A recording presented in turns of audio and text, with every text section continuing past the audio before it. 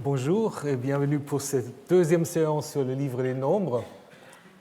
J'espère que vous n'avez pas trop envie de sieste parce que nous allons parler de beaucoup de chiffres, des nombres dans un premier temps avant de passer à l'ordalie concernant une femme supposée d'être adultère. Je voudrais juste, par rapport à l'introduction, reprendre une hypothèse qu'on va déjà voir tout de suite vérifiable avec l'histoire de la femme adultère, cette idée dont je vous ai parlé la semaine dernière, selon laquelle le livre des nombres, en fait, c'est le dernier livre du Pentateuque qui a vu le jour. C'est-à-dire, en fait, les ensembles Genèse, Exode, Lévitique étaient déjà clos. De l'autre côté, il y avait le Deutéronome. Et si vous voulez encore ajouter des compléments à la loi, on ne pouvait plus tellement les intégrer dans ces livres-là. Donc il fallait en fait inventer, en quelque sorte, les nombres. Et ça, vous le voyez très bien si vous regardez la conclusion, ou une double conclusion du livre du Lévitique. Le livre lévitique aussi a connu deux conclusions. D'abord, le livre s'est arrêté au chapitre 26, et après on a encore ajouté le chapitre 27, en reprenant en fait plus ou moins la même conclusion. Tels sont les commandements, je me contente du chapitre 27, tels sont les commandements que Yahvé a prescrits à Moïse pour les fils d'Israël sur le mont Sinaï. Donc vous voyez très bien, c'est une conclusion. Alors qu'est-ce que vous avez maintenant au début du livre des nombres? Les nombres commencent par « Et Yahvé parla à Moïse dans le désert du Sinaï, dans la tente de la rencontre. » Est-ce que vous voyez une différence? On est toujours encore dans le Sinaï, mais on n'est plus sur la montagne. C'est maintenant dans le désert du Sinaï, comme si le rédacteur de ce titre voulait déjà montrer en fait un statut différent des prescriptions du livre des nombres. Ils ne sont plus communiqués sur la montagne, où c'était le lieu privilégié du contact qu'avait Moïse avec Yahvé. Ce que nous avons maintenant dans le livre des nombres, ce sont en effet des lois. On est toujours lié au Sinaï, mais on est déjà en quelque sorte dans le désert. Et vous pouvez très bien voir, je ne vais pas vous ennuyer avec tous les détails, mais vous pouvez voir qu'après les recensements, sur lesquels nous allons revenir dans un instant, les lois, les prescriptions qui sont données, en fait, c'est des textes qui auraient beaucoup mieux trouvé leur place dans le Lévitique, dans l'Exode ou encore dans le Deutéronome. Par exemple, l'exclusion des personnes lépreuses ou affectées des maladies cutanées, ça correspond à Lévitique 13, où le sacrifice de réparation s'est traité en Lévitique 5. Pourquoi est-ce qu'on n'a pas ajouté ce complément-là? Ou encore, le cas sur lequel nous allons nous pencher, la femme adultère, en fait, ça aurait pu être un bon complément à Deutéronome 22, où l'adultère est traité, je vous le montrerai, dans tous les détails. Idem, les offrandes pour la dédicace du sanctuaire, le chandelier, tout ça aura eu beaucoup mieux sa place à la fin du livre de l'Exode. Également, les prescriptions encore autour des personnes impures au moment de la Pâque ou ceux qui sont en voyage. On aura pu le mettre après Exode 12. Donc on ne l'a pas fait, et je pense que ça confirme un peu cette idée que ces ensembles-là n'admettaient plus qu'on ajoutait encore des grandes choses.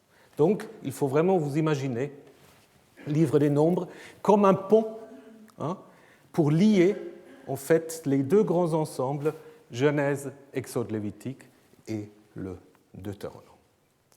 Nous avons vu la semaine dernière que le livre des nombres doit son nom surtout à ces deux grands recensements que nous avons au chapitre 1 et au chapitre 12. Alors, je ne sais pas si vous avez déjà lu, est-ce que vous avez lu ce recensement? Oui? Alors, si quelqu'un peut m'expliquer. Tous les nombres je lui payerai une belle bouteille de champagne. Mais on reviendra là-dessus. Première chose qu'il faut dire, évidemment, vous avez là d'abord la construction d'Israël, on peut dire que c'est assez traditionnel, puisqu'on a un peuple organisé en 12 tribus, mais en même temps, il y a déjà une différence par rapport à des listes plus traditionnelles. Première différence, c'est que Lévi, qui, évidemment, dans la Genèse, est un des fils de Léa, il n'apparaît plus du tout dans cette liste. On parlera beaucoup des Lévites dans la suite, mais dans le comptage du chapitre 1 et du chapitre 26, il n'y a plus de Lévi. Alors, comment va-t-on faire pour arriver à 12 ? Il faut trouver une combine. Et la combine, c'est en effet de considérer la maison de Joseph, c'est-à-dire de partager Joseph en deux, car selon la Genèse, Joseph a 2 fils, Éphraïm, Manassé, qui correspond évidemment aussi à des régions dans le nord d'Israël. Et c'est exactement ce qu'on va faire pour obtenir le chiffre 12. Lévi à part, et pas Joseph, mais à la place de Joseph, donc, vous avez Éphraïm et Manassé. Alors, je vous ai mis des couleurs différentes. Ce qui est en noir, selon la Genèse, ce sont les fils de Léa, donc la première femme de Jacob. Je ne vais pas vous raconter l'histoire, vous la connaissez. Sans ça, vous allez la relire. Oui, quand même. Donc ça, c'est les fils de Léa, sauf évidemment Lévi. Lévi qui est traité à part. Ensuite, ce que vous avez en bleu, ce sont les 2 fils donc, de la servante de Rachel, Bilha, qui l'avait remplacée puisqu'elle a été stérile longtemps. Ensuite, en vert, les fils de Tzilpa, qui elle est la servante donc, de Léa, qu'elle avait aussi donc, mise à contribution.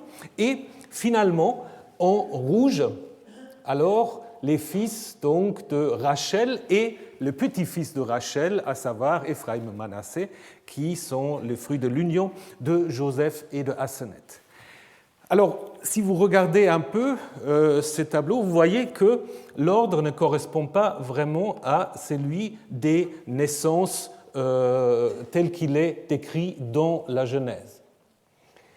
Il ne correspond pas tout à fait non plus à un regroupement par mère. En Genèse 35, qui est un texte sacerdotal, on regroupe en fait les tribus selon leur mère.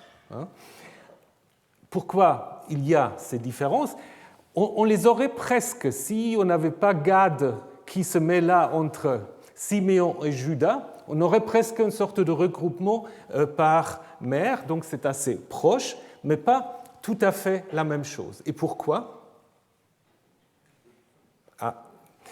Il faut lire le chapitre 2, parce que, en effet, dans le chapitre 2, les tribus sont en effet organisées par 3, groupées autour du sanctuaire, et donc un peu comme un camp militaire, je reviendrai là-dessus.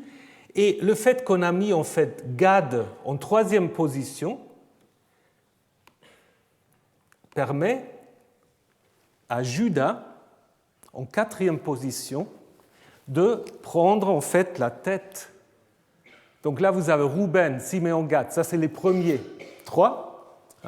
Et ensuite, on a Juda, Issachar et Zabulon, qui sont le 2e groupe et qui est donc organisé à l'est, et c'est eux qui vont partir le premier lorsque le camp se met en marche pour traverser le désert. Donc c'est une manière subtile, en fait, de faire monter Juda, qui évidemment n'est pas du tout le premier-né, mais c'est une manière de faire avancer Juda, d'une certaine manière, à la première place en ce qui concerne donc l'ordre de marche.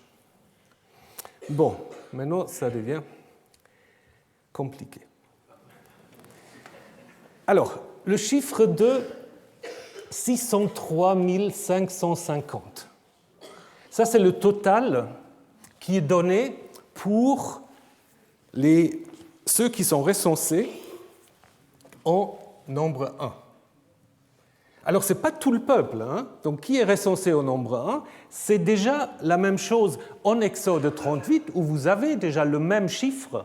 En fait, on a recensé les hommes adultes à partir de l'âge de 20 ans. En Exode 38, c'était en fait pour pouvoir les taxer, pour qu'ils chacun donne une sorte de taxe ou contribution pour le sanctuaire.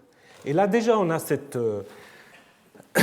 déjà ce recensement avec exactement le même chiffre, ce qui a fait penser déjà aux commentateurs juifs, Rachi et Nachmanide, qu'il devait s'agir en fait du même recensement, parce que c'est quand même curieux de faire deux recensements et de tomber exactement sur le même montant. Donc probablement, en effet, l'auteur de nombre 1 a repris ce chiffre de Exode 38. Donc il connaissait ce chiffre et il l'a repris. Ensuite, il devait évidemment, ce que celui de 38 ne fait pas, trouver pour chaque tribu encore un autre nombre pour que ça devienne un nombre total de 603 550. Alors, évidemment, première chose qu'on peut dire, 603 550 fait penser à quoi? Ça fait penser à une tradition qu'on trouve notamment dans le livre de l'Exode, où on dit au moment où les Hébreux quittent l'Égypte, les fils d'Israël partirent de Ramsès pour Sukkot, environ 600 000 d'hommes aptes à la guerre. Ou encore une fois, donc en nombre 11, il compte 600 000 fantassins, ce peuple au milieu duquel je me trouve. Donc ça, c'est le chiffre rond qui a certainement inspiré le chiffre plus précis de 603 550. Alors, première observation qu'on peut faire, c'est quoi? Que ça fait beaucoup de monde. Parce que c'est que, comme je vous ai dit, c'est que des hommes adultes, donc pères de famille. Alors, à l'époque, un père de famille, il a au moins 5-6 personnes sous sa responsabilité, donc ça nous fait un peuple de plusieurs millions qu'il faut imaginer campant dans le désert. Même assez difficile. Alors, vous savez, les exégètes, ils ne manquent pas d'idées. Donc, certains ont en effet proposé de voir les choses différemment, et pas de prendre ça comme un nombre, mais de prendre le mot élève, qui veut dire normalement 1000. Ils ont dit, mais là, élève, ça ne veut pas dire 1000, c'est plutôt une sorte de tente, troupe, contingent. Donc, je vous donne un exemple. Donc, le premier nombre qui donnait pour Ruben, 46 500, il ne faudrait pas le comprendre comme ça, mais il faudrait le comprendre comme 46 élèves, c'est-à-dire 46 contingents totalisant 500. Donc ça veut dire un de ces élèves serait toujours entre 9 et 11 personnes, et donc du coup, évidemment, on arrive à des chiffres beaucoup plus bas. Donc du coup, si on calcule comme ça, on aurait pour le premier recensement 5500 personnes, donc avec 590 contingents. Et pour le deuxième, 586, 16 contingents, faisant 5730 personnes. Est-ce que c'est mieux?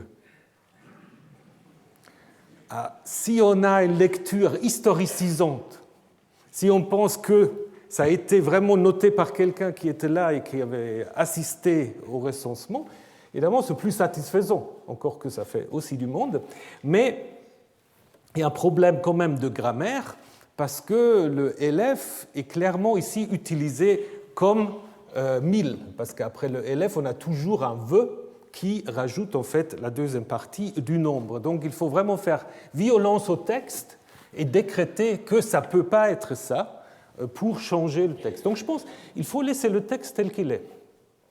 Pas trop de choix. D'ailleurs, c'est un texte qui est assez stable d'une certaine manière, parce que même dans la Septante, c'est les mêmes nombres. Alors, si on veut donner une valeur autre qu'une valeur statistique à ces nombres, qu'est-ce qu'on peut imaginer? On peut imaginer, ce que vous connaissez peut-être, la gematria. Qu'est-ce que c'est la gematria? La gematria, c'est quelque chose qui va être très populaire, surtout dans la Kabbale, mais pas seulement. C'est l'idée que chaque lettre de l'alphabet hébraïque a aussi une valeur numérique. Donc je vous ai mis ici le tableau. Après, ça continue avec les finales qui ont encore d'autres valeurs, mais bon, juste pour que vous voyez la logique. Et donc, on pourrait voir derrière des nombres, si on les transpose en lettres, peut-être des mots secrets. Ah oui. Dans la Bible, il n'y a pas tellement de cas très clairs. Il y a un cas quand même qui marche assez bien. Vous savez que en Genèse 15, Abraham a un serviteur qui s'appelle Eliezer. Et au chapitre précédent, au chapitre 14, Abraham se trouve en guerre avec les rois de Babylone et puis beaucoup de gens aussi assez obscurs.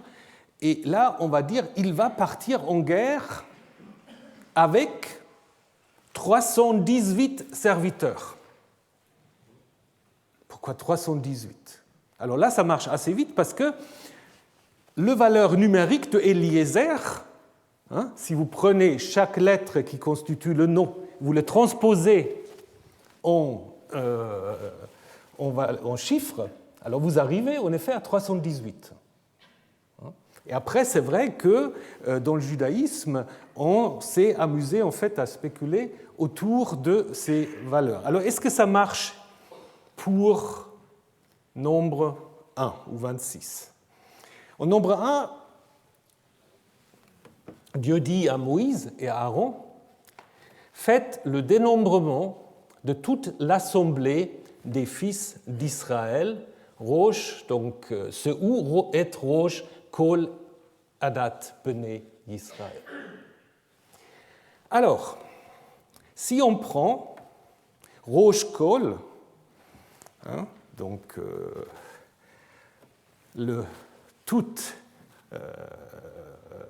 la tête de tout, on a donc 551. Et si vous prenez Bnei Israël, je vous l'ai présenté là, vous avez 603. Donc vous avez 603, 551. Il y en a un de trop. Bon, alors après, on peut dire c'est Moïse, parce qu'il n'est pas compté là-dedans. Vous pouvez aussi prendre, non pas Rosh Kol, mais vous pouvez prendre Kol et date, donc la totalité de l'assemblée. Alors à ce moment-là, vous trouvez en effet le chiffre exact de 603 et 550. Donc c'est 603 et pas 603. Le problème avec cette théorie, c'est lequel? Le problème avec cette théorie, c'est que ce n'est pas la totalité des fils d'Israël. Pourquoi ce n'est pas la totalité des fils d'Israël? Parce que, je vous l'ai déjà dit tout à l'heure, si vous prenez encore une fois le tableau,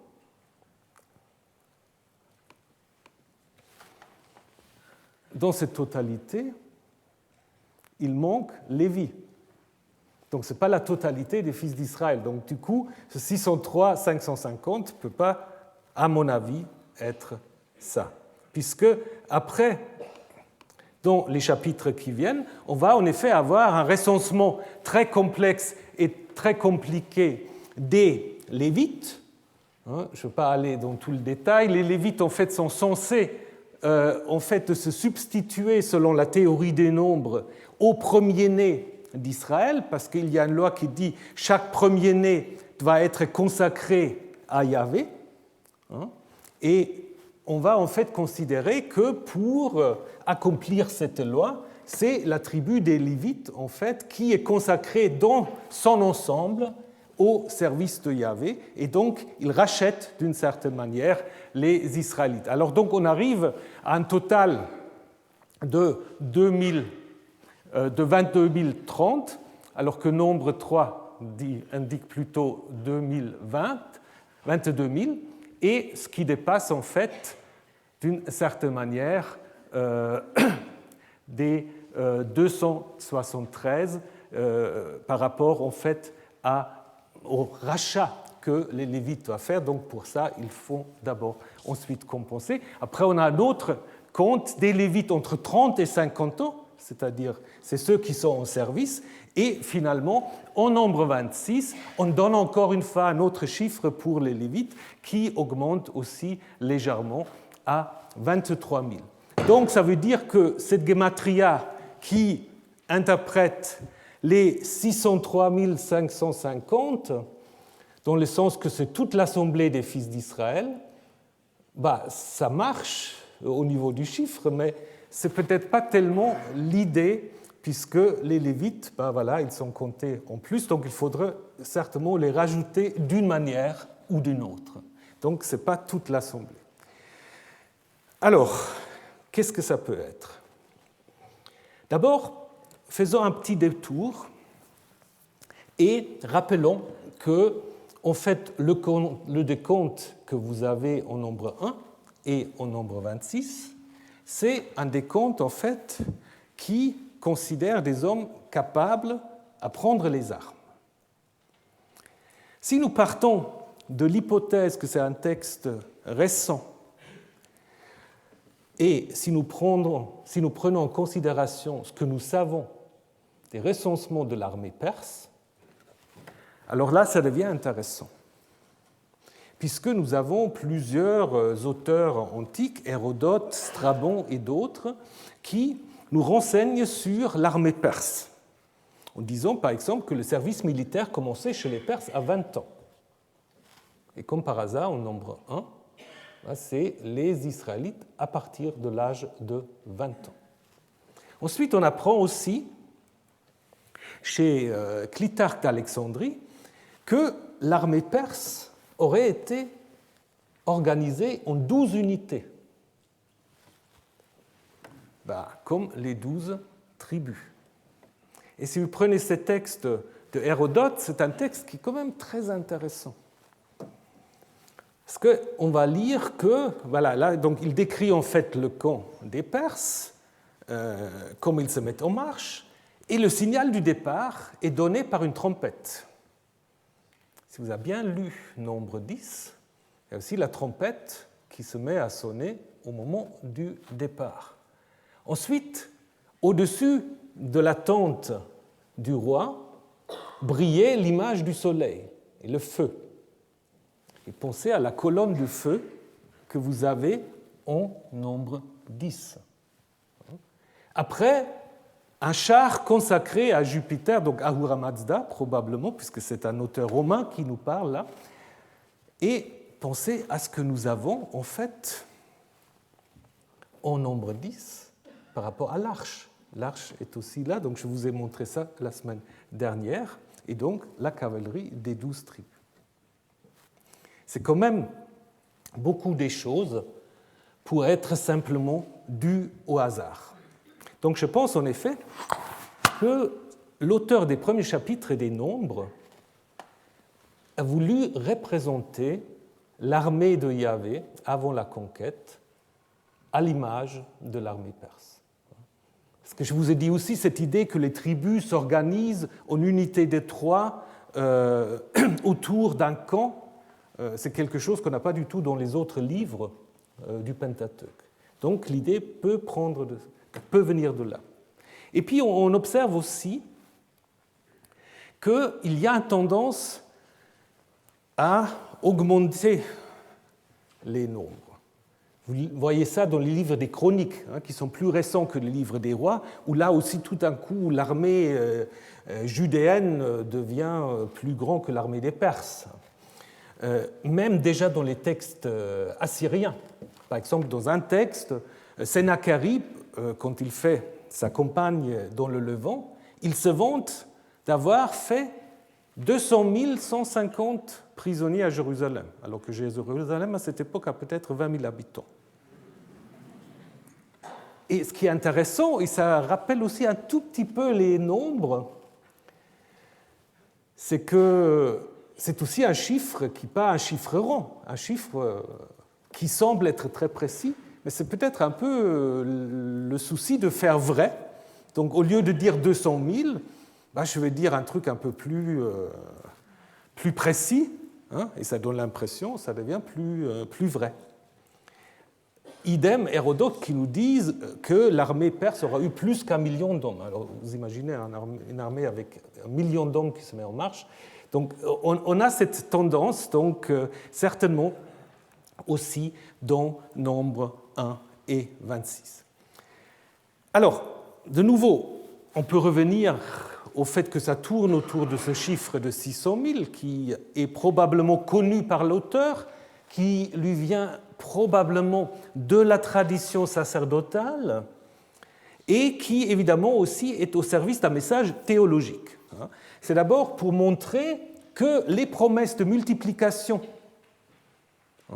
qui ont été données à Abraham, Isaac et Jacob lorsqu'on disait « ta descendance sera aussi nombreuse que le sable de la mer ou que les étoiles au ciel », que ça commence à s'accomplir, encore qu'on peut encore les compter selon le livre des Nombres.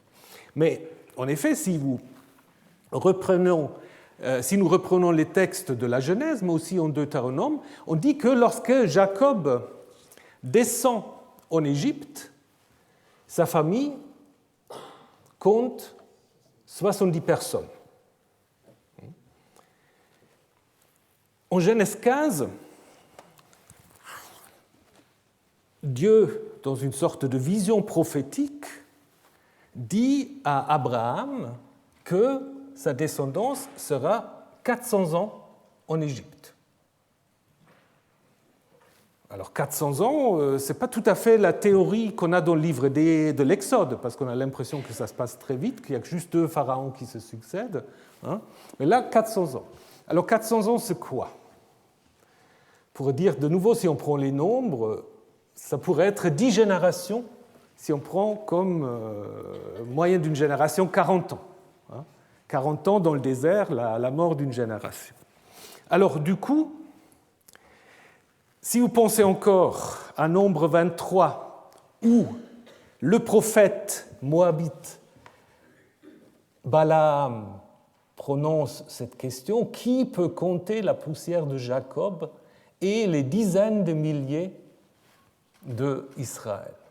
Alors si vous multipliez 70 par 10 000, vous arrivez à 700 000. Donc, et puis si vous le comptez divisé par 12, pour avoir la place encore pour Lévi, vous arrivez à quelque chose de 640 000. Alors est-ce que c'est des calculs comme ça? Possible.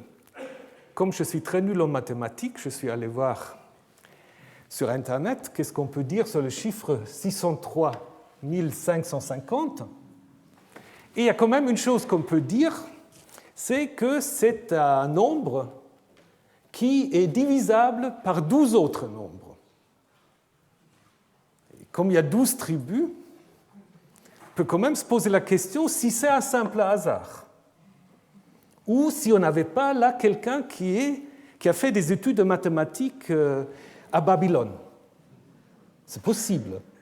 C'est tout à fait possible. Je vais vous donner encore quelques d'autres indications. Je pense que ce n'est pas par hasard que 603 550 peut être divisé par 12 autres nombres, comme les 12 tribus.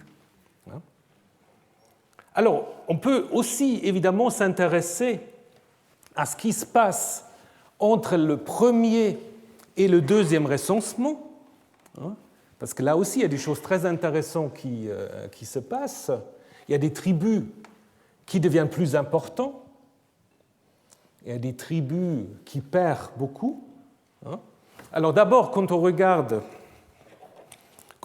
les chiffres, on voit quand même que Juda, dans les deux cas, est la tribu la plus importante. Donc ça, c'est clair. Maintenant, si vous prenez Éphraïm et Manassé ensemble, vous arrivez à peu près au même chiffre. Et alors, si Éphraïm et Manassé sont, si de nouveau on est dans l'époque perse, si Éphraïm et Manassé symbolisent la province de Samarie, où il va y avoir un sanctuaire yahviste, et si le Pentateuque est justement ce compromis entre la Samarie et Jérusalem, on pourrait se dire qu'on a une certaine volonté de mettre Juda, Éphraïm et Manassé sur le même niveau. Alors, on peut aussi penser en effet à Caleb et à Josué, qui sont en effet les deux des espions qui, contrairement à leurs collègues, sont tout à fait d'accord de se mettre en place pour la conquête. Et donc, du coup, Juda a beaucoup de monde. Alors, pour Éphraïm, c'est un peu difficile parce qu'Éphraïm semble perdre, mais dans la deuxième partie, il y a une confusion apparemment entre Éphraïm et Manassé, parce que Manassé est mis avant Éphraïm. Donc, probablement, il faudrait plutôt penser à 50 700 pour Josué. Donc du coup, on pourrait aussi mettre cela en rapport avec cette histoire. Et puis finalement, la tribu qui fait une chute dramatique, une tribu qui n'a jamais existé, c'est une tribu inventée, la tribu de Siméon, c'est certainement lié à l'histoire de Nombre 25, puisque c'est justement un descendant de Siméon qui provoque la colère et le fléau, puisqu'il a couché avec une femme madianite. Et à la suite de cela, en fait, un grand fléau va s'abattre sur les Israélites. Donc, je pense qu'on peut en effet aussi s'intéresser aux différents changements qui interviennent dans l'importance ou la chute de certaines tribus, qui certainement a aussi ses raisons. Mais jusqu'à maintenant, pouvoir expliquer chaque nombre, c'est très difficile. Je pense le 603, 550, ça peut venir des spéculations mathématiques, et après il fallait y faire figurer les 12. Alors on peut peut-être aller encore un tout petit peu plus loin, si vous avez encore le courage de me suivre. On peut penser à l'astronomie. Parce que les Babyloniens étaient forts en mathématiques, ils étaient aussi forts en astronomie. Et donc si on part de l'idée que l'auteur de Nombre 1, c'est quelqu'un qui a fait ses études à Babylone, ou qui a eu peut-être un père qui a fait ses études à Babylone lors de l'exil, on peut penser en effet qu'il y a quelques influences. Donc on a déjà vu 600, alors ça, ce n'est pas un problème, 600 000, c'est 12 fois 50 000. Mais ce qui est intéressant, en effet, aussi, c'est, comme l'a observé Michel Barnois, c'est la plupart des chiffres reflètent en fait un système sexagésimal, et pas en 10. Un système en 6, qui est typique justement des mathématiques babyloniennes. Et puis, qu'on peut dire aussi que, donc, par rapport à ces 50 000 qui ont fait le 12e de 600, dans les deux recensements, il y a 6 tribus qui sont au-dessus et 6 tribus qui sont au-dessous. Donc ça aussi, c'est probablement pas simplement un hasard. Les 12 tribus, si on fait maintenant un peu la spéculation astronomique, c'est évidemment aussi 12 mois. Zodiaque, si vous voulez. Premier total de Benjamin, si vous laissez de côté les zéros, 354. 35 400, donc M. Barnouin pense en fait qu'on peut laisser les 0 de côté. 354, c'est l'année lunaire, qui est important pour les Babyloniens. Et dans le recensement qui est en lien avec, dans l'offrande, pardon, qui est en lien avec le premier recensement en 1938, on dit en effet qu'il faut offrir pour le sanctuaire 29 talents et 730 cycles, shekels si vous voulez. Alors 29, à mois lunaire, 730, 2 fois 365. Donc l'année solaire, qui se divise, donc je suis simplement, je ne suis pas souscrit à tout ça, donc je vous présente l'hypothèse. 365 qui se divise en 3 semestres de 91 et un 4e semestre de 92.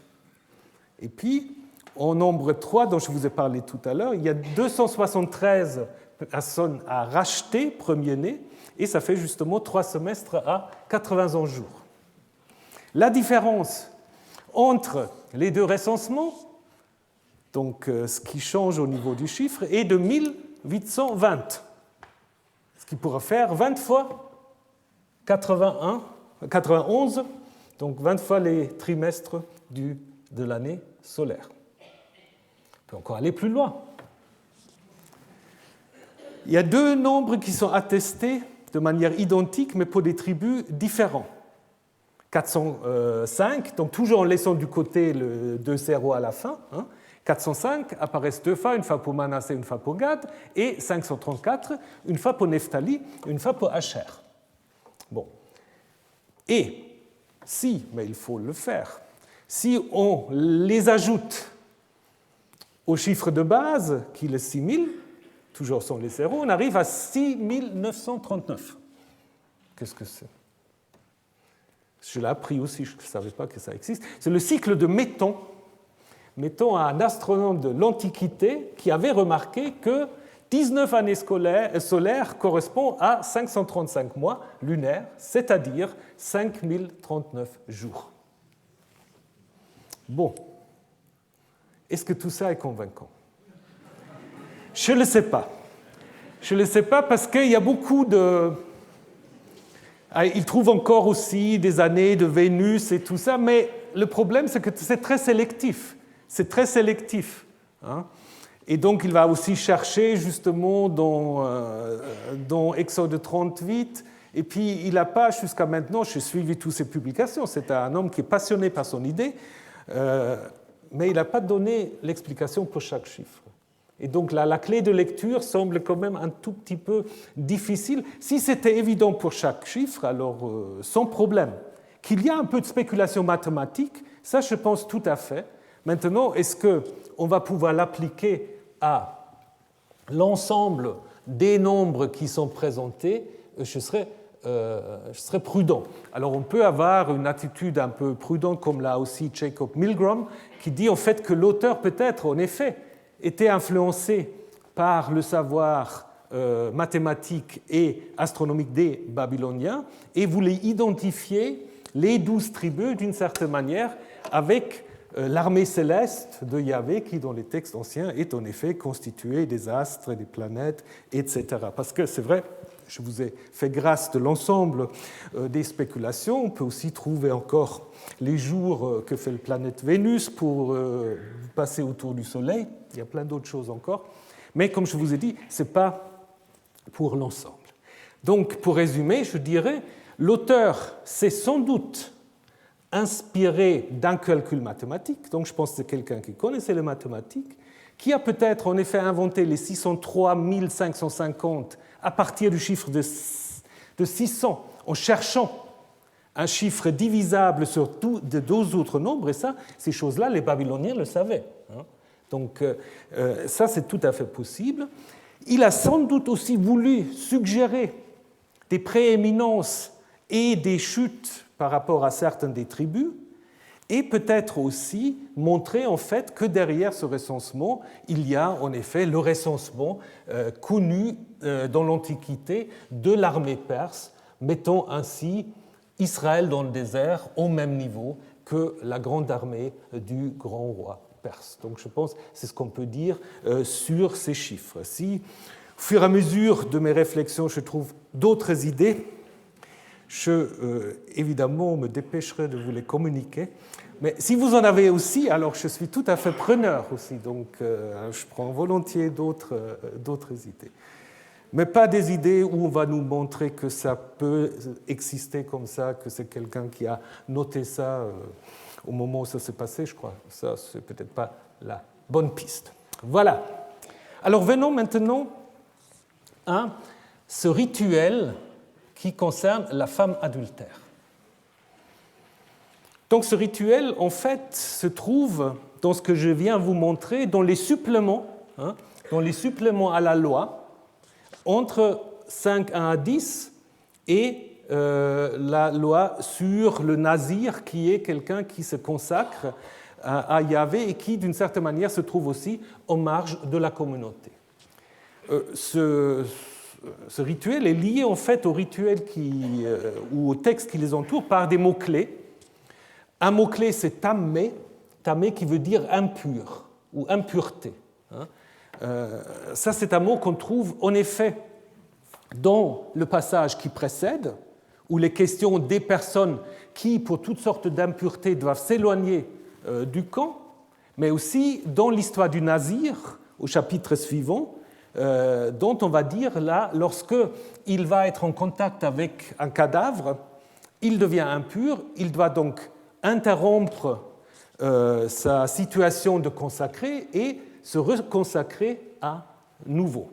Donc c'est un peu ce que Martin Buber avait appelé les Leitwörter, les mots-clés, qui souvent structurent des ensembles bibliques. Donc ça, c'est une très bonne observation. Vous voyez que beaucoup de passages de la Bible sont en fait liés entre eux par des mots-clés, qui n'ont pas forcément le même sens dans toutes les utilisations, mais qui font une certaine cohérence. On peut aussi observer quelque chose de similaire pour la racine ma'al, qui veut dire être infidèle, et qu'on trouve donc aussi déjà au chapitre 5, et ensuite 2 fois donc, dans notre passage. Donc nous avons en effet là, clairement, un texte qui se veut un complément aux lois sur l'adultère. Donc l'adultère, en effet, c'est un problème important dans les cultures du Proche-Orient ancien, pas seulement dans les cultures du Proche-Orient ancien. C'est un peu général, aujourd'hui c'est un peu différent, mais... Et puis ce qui est surtout différent, c'est ce qu'on entend quand on parle d'adultère. Donc parce qu'évidemment, il n'y a pas des milieux, qu'est-ce qu'il faut dire? Des gens qui pensent en effet qu'ils peuvent régler des questions d'éthique sexuelle en citant des textes bibliques. Alors bon, on peut citer le décalogue, tu ne commettras pas d'adultère. Mais qu'est-ce que ça veut dire en fait à l'époque? Alors le fait que ça se trouve dans le décalogue montre en effet que cet interdit est un interdit tout à fait fondamental, puisque le décalogue est une sorte de résumé de ce qui fait en fait l'essence même de toute la législation au Sinaï. Ça c'est clair. Mais il ne s'agit pas en fait en premier lieu d'une question d'éthique sexuelle, c'est beaucoup plus une question juridique, une question d'identité, une question politique, tout ce que vous voulez. Donc, il faut vous rappeler que, évidemment, ces textes ont vu le jour où l'homme est en effet considéré comme étant le propriétaire de la femme. D'ailleurs, il y a le terme. Donc l'homme, quand il se marie à une femme, il devient son Baal. Baal, c'est le maître et le seigneur. Et la femme qui est épousée, elle devient une Baoulat. On ne peut même pas traduire, c'est le participe passif. Celle qui est possédée, non pas possédée, celle qui a un propriétaire. Vous comprenez l'idée, donc. Et donc, l'adultère, ce qu'on appelle nous l'adultère, c'est surtout une atteinte à la possession d'autrui. Donc, si un homme va voir une prostituée, couche avec elle, ce n'est pas un adultère. Vous connaissez l'histoire de Judas en Genèse 38. Ce n'est pas un problème. Le problème se pose lorsque, en fait, vous couchez avec une femme mariée. Et la sévérité des lois que je vais vous présenter tout de suite, la sévérité de ces lois, en fait, s'explique, pas plusieurs raisons, mais par deux raisons principales. Le premier, justement, c'est cette idée, en fait, on ne peut pas porter atteinte à la propriété d'autrui. Donc même, vous allez le voir tout de suite, vous allez coucher avec une femme qui n'est pas mariée, s'il n'est pas fiancé, si vous êtes d'accord de l'épouser, c'est bon aussi. Et on ne demande pas tellement l'avis à la femme, évidemment. Mais peut-être la deuxième raison, peut-être c'est ça la raison la plus, et puis qui est aussi en quelque sorte derrière le texte que nous allons voir, la deuxième raison, c'est une angoisse très masculine, surtout en absence de test de DNA. Comment un homme qui voit sa femme enceinte, comment il peut être sûr que l'enfant est de lui? Aujourd'hui, on peut faire des tests. À l'époque, c'était difficile. Donc, chaque grossesse de la femme était un moment d'angoisse. Bon, ça dépend après des caractères, sans doute, mais on peut imaginer, de ce que je vais vous présenter au nombre 5, que c'était quand même un moment difficile pour l'homme. Ça dépend aussi, évidemment, de toutes sortes d'autres relations. Mais, donc, d'où l'idée de sanctionner ce qu'on appelle, nous, adultère, de manière très forte, pour justement éviter de telles angoisses, qui n'étaient sans doute pas fondées. Et si vous regardez le livre du Deutéronome, vous avez, au chapitre 22, toute une série des lois qui, en partie, s'inspirent du Proche-Orient ancien, mais parfois sont encore plus radicales que les textes que nous avons dans les lois assyriennes ou dans le code de Hammurabi. Donc là, il y a un premier cas. C'est un homme qui s'est marié et qui est allé, donc, a couché avec elle, et qu'il ne l'aime pas. Ça veut dire quoi qu'il ne l'aime pas? Ce n'est pas de nouveau un sentiment, c'est une sorte de de rejet de la femme parce qu'il trouve qu'elle n'est pas vierge. Donc, elle n'a pas le signe de la virginité. Et donc, c'est ensuite à la famille, ça, c'est des coutumes que vous connaissez peut-être encore aujourd'hui dans certaines régions du monde. Il faut prouver après la nuit nuptiale que la fille a été vierge. Alors, s'ils peuvent le prouver, l'homme doit payer une compensation. Mais si on ne peut pas le prouver, donc si on peut avoir un soupçon que la fille n'a pas été vierge, elle est tuée sous le coup. Donc vous voyez, il n'y a pas d'égalité là de traitement. Et puis, contrairement à des lois assyriennes, c'est la famille de la femme qui doit prouver, en fait, qui doit fournir, sous soupçon du mari, les preuves du fait que le mari s'est trompé. Après, vous avez d'autres cas dans le verset 22, qui a un parallèle dans le livre du Lévitique. Quand un homme couche avec la femme de son prochain, ils seront mis à mort, l'homme adultère aussi bien que la femme adultère. Donc là, les deux, en fait, là, il y a traitement égal pour un adultère qui est découvert en flagrant délit. Il faut vous imaginer quelqu'un d'autre dans la tente, ou je ne sais pas. Voilà. Alors, avec la mise à mort des deux. Là, si vous prenez le code d'Hammurabi, c'est un peu plus... Bon, évidemment, ce n'est pas apprécié. On dit si l'épouse d'un homme a été prise alors qu'elle couchait avec un autre mâle, on les liera et on les jettera à l'eau. Bon, même chose. Mais si le propriétaire de l'épouse fait grâce à son épouse, le roi graciera aussi son serviteur, c'est-à-dire probablement l'homme adultère. Donc ça veut dire que contrairement au texte biblique, le Code Hammurabi prévoit en fait la possibilité d'un pardon, également dans les lois assyriennes. Et puis, un dernier cas où la femme est prise de force, où il s'agit de viol en fait. Et là, on va faire une distinction entre une jeune fille vierge fiancée, donc déjà promise à quelqu'un, et une jeune fille non fiancée. Si la jeune fille vierge est non fiancée, c'est très simple, comme je vous disais. Si l'homme qui a couché avec elle la prend comme épouse, il n'y a pas de problème. Il paye une petite compensation dot au père de la fille et puis il la prend comme épouse. Alors pour une fille vierge fiancée, c'est différent.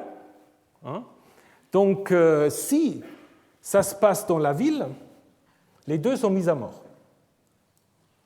Si c'est à la campagne, la fille est épargnée parce qu'on peut se dire qu'elle a crié et personne ne l'a entendu. Dans la ville, on va dire que ce n'est pas possible parce que dans la ville, même si vous criez, quelqu'un va... Évidemment, c'est un village, mais bon, ce qu'on a traduit par ville. Alors, par contre, les lois assyriennes, là aussi, sont plus soft d'une certaine manière parce qu'ils admettent aussi qu'on peut crier dans la ville et là aussi, la fille, de nouveau, est épargnée. Donc ça vous montre en effet que les textes bibliques sont devenus plus durs que les textes babyloniens, assyriens, qu'il y a un durcissement vraiment très fort, évidemment toujours au détriment de la femme. Et c'est dans ce contexte-là que Nombre 5 joue un rôle tout à fait intéressant et important. Parce que c'est un complément un peu subversif quand même. Alors je vais vous lire encore le texte et puis on va le reprendre. Je vais vous faire encore quelques commentaires, on a encore un petit moment. Donc on va regarder ensemble le texte. C'est un texte assez curieux, mais qui, d'une certaine manière, veut un tout petit peu, me semble-t-il, désamorcer certaines des prescriptions du Deutéronome. C'est aussi un peu dans ce sens-là que le judaïsme l'a compris. Alors, regardons ce texte. Yahvé parle à Moïse, parle aux fils d'Israël. Tu leur diras, si un homme dont la femme s'est détournée et lui a été infidèle, et un homme a couché avec elle, littéralement, une couche de semence, donc a couché avec elle jusqu'à l'éjaculation, donc qu'il y a possibilité de grossesse, et cela a été caché aux yeux de son homme, son mari, elle s'est dissimulée, elle s'est rendue impure, mais il n'y a pas de témoins, donc il n'y a pas de témoins contre elle, elle n'a pas été prise. Et alors un esprit de jalousie passe sur lui, donc sur le mari, et il devint jaloux de sa femme, alors que celle-ci s'est rendue impure. Ou bien, un esprit de jalousie passe sur lui, alors que celle-ci ne s'est pas rendue impure. Donc vous voyez, il y a eu deux possibilités. Alors dans les deux cas, ça c'est moi qui rajoute, l'homme amènera sa femme au prêtre et il apportera un don pour elle, à son sujet. Un 10e d'épha de farine d'orge, c'est 2 litres. Il n'y versera pas d'huile, n'y mettra pas d'encens. En effet, c'est une offrande de jalousie, une offrande de souvenir rappelant une faute. Le prêtre la fera approcher et il la placera devant Yahvé. Le prêtre prendra des eaux saintes. Alors là, qu'est-ce que c'est des eaux saintes? La Septante, le texte grec parle des eaux pures, d'autres des eaux d'un bassin, on reviendra là-dessus. Donc les eaux saintes dans un vase d'argile, et le prêtre prendra de la poussière qui se trouve sur le sol de la demeure du sanctuaire ou de l'autel, dit le syriaque, et il la mettra dans les eaux. Le prêtre placera la femme devant Yahvé. il déferra les cheveux de la femme, littéralement de la tête, il posera dans ses mains, les mains de la femme, le don du souvenir, c'est-à-dire le don de la jalousie, et dans la main du prêtre seront les eaux amères, donc les eaux saintes sont devenues les eaux amères. Le Pentateuque samaritain parle plutôt des eaux qui éclairent, donc qui sont des eaux un peu de jugement. La Septante un peu similaire, des eaux de reproche, provoquant une malédiction. Provoquant une malédiction, ou alors là, de nouveau, le syriaque a ici éclairant, comme dans les autres versets. Le prêtre fera prêter serment à la femme et lui dira : si aucun homme a couché avec toi, et si tu ne t'es pas détourné, impureté sous ton mari, vous comprenez ce que ça veut dire, impureté sous ton mari, sois innocente par ces eaux amères, provoquant une malédiction. Mais si tu te détournais sur ton mari, et si tu t'es rendu impur, et si un homme a couché avec toi, autre que ton mari, et ça s'interrompt, et puis le prêtre fera prêter serment, donc ça fait un peu une coupure. Le prêtre fera prêter serment à la femme par un serment de malédiction. Le prêtre dira à la femme que Yahvé te livre à la malédiction et au sermon au milieu de ton peuple, lorsque Yahvé fera que ton appareil génital dépérisse et que ton utérus soit enflé. Bon, il faut regarder ces termes qui sont compliqués, mais à mon avis, c'est grosso modo ça. Ces eaux provoquant une malédiction entreront dans tes entrailles pour faire enfler ton utérus et pour faire dépérir ton appareil génital. Et la femme dira, Amen, Amen. Elle n'a pas beaucoup de choix. Et le prêtre écrira, et encore autre chose, le prêtre écrira ces malédictions dans un rouleau et les effacera dans les eaux amères. Il fera boire à la femme les eaux amères, provoquant la malédiction, et entreront en elle les eaux provoquant la malédiction au vu de l'amertume. Et le prêtre prendra de la main de la femme le don de la jalousie. Il présentera en l'élevant le don devant Yahvé, et il la fera approcher, donc la femme, vers l'autel. Le prêtre prélèvera du don son azkara, c'est-à-dire la partie qu'on va brûler, il la brûlera sur l'autel. Après, il fera boire les eaux à la femme. Si vous vous souvenez, il a déjà fait boire la femme. Il lui fera boire l'eau, alors il arrivera, la chose suivante, si elle s'est rendue impure, c'est-à-dire si elle a été infidèle à son mari, alors entreront en elle les eaux provoquant la malédiction en vue de l'amertume, son utérus enflera, son appareil génital dépérira, et cette femme deviendra une malédiction au sein de son peuple. Et si la femme ne s'est pas rendue impure, mais si elle est intègre, elle sera innocentée et elle, littéralement, elle sera ensemencée de semences, en hébreu. Donc soit l'homme couche de nouveau avec elle ou qu'elle reste féconde. Et conclusion, c'est la Torah concernant la jalousie. Lorsqu'une femme se détourne de son mari et se rend impure, ou un homme sur lequel passe un esprit de jalousie, il devient jaloux de sa femme, il place la femme devant Yahvé, et pour elle, le prêtre exécute cette Torah. L'homme est innocenté d'une quelconque faute, mais cette femme portera sa faute. Voilà, donc c'est en effet un texte assez curieux, mais très intéressant.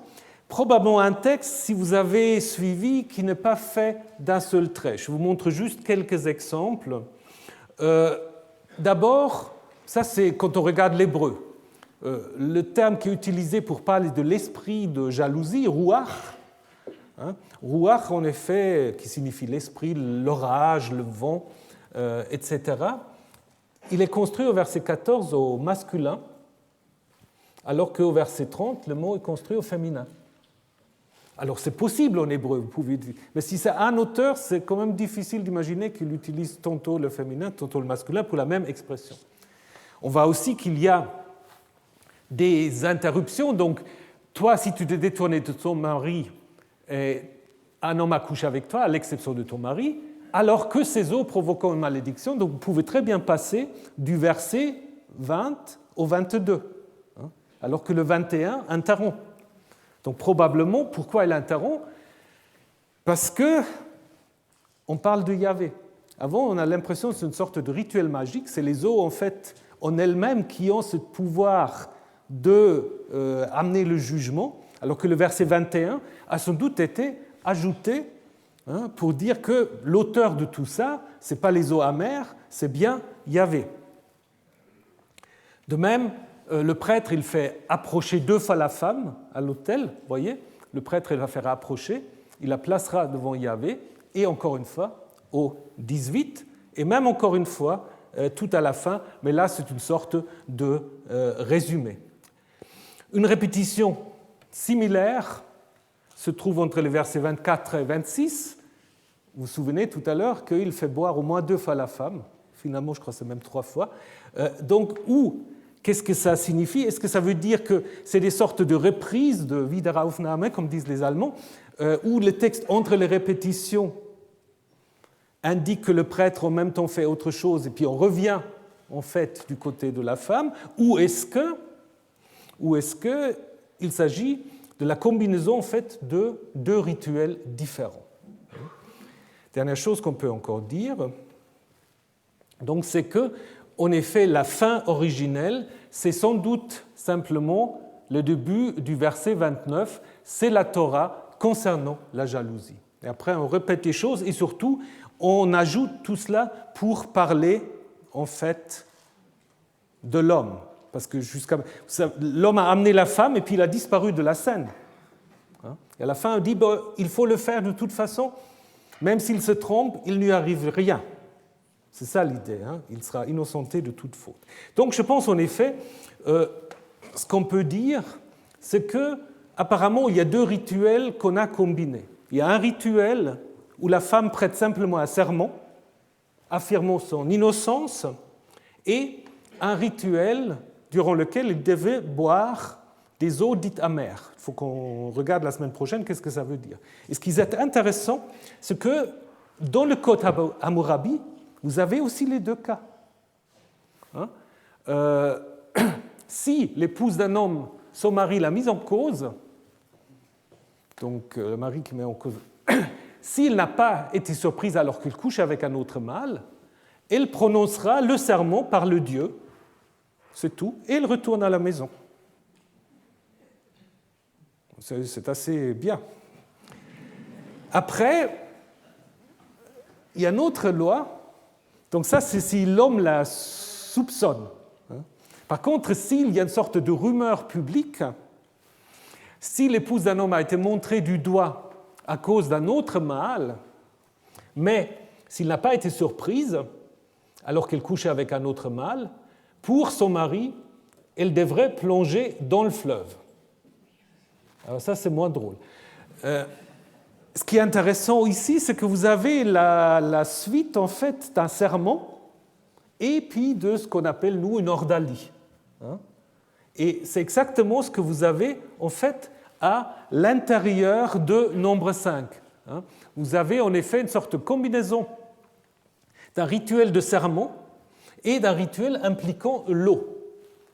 Non plus par l'immersion dans un fleuve, qui signifie à mon avis la mort, parce qu'on va les lier, mais par la consommation d'un liquide.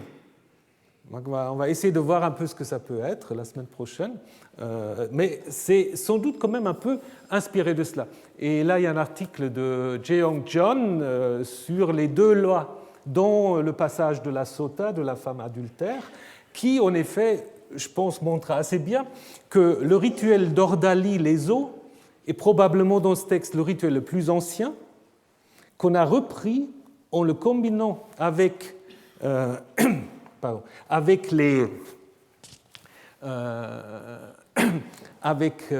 serment, pour en faire en fait quelque chose qui est presque plus littéraire que rituel. Parce que déjà les rabbins étaient très embêtés, je vais vous montrer ça la semaine prochaine, ils étaient très embêtés parce que c'est très compliqué à mettre en place tout ce rituel. Voilà. Alors, la semaine prochaine, donc, nous verrons un peu comment il faut comprendre cette complexité. Et puis, je vais aussi vous parler de la bénédiction sacerdotale, qui est très intéressant. C'est un tout petit texte, donc on peut faire les deux choses la semaine prochaine, qui, en effet, a ce parallèle dans les amulettes, qui est en fait le premier texte de la Bible qu'on a en dehors de la Bible au 5e siècle. Et puis, je voudrais encore, avant que vous partez, vous inviter à une conférence d'un collègue qui nous vient du Japon, mais qui parlera français, et qui, donc, mercredi prochain, le 8 mars, à 14h30, va donner une conférence « Comment l'archéologie peut éclairer la Bible », avec des exemples assez intéressants. Donc, si vous avez un moment, venez l'écouter. Ce sera certainement une belle conférence. J'ai quelques petits cartons, mais qui ne sont pas nécessaires. Si vous l'avez noté, ça va très bien. Alors, très bonne semaine et peut-être à mercredi ou à jeudi prochain.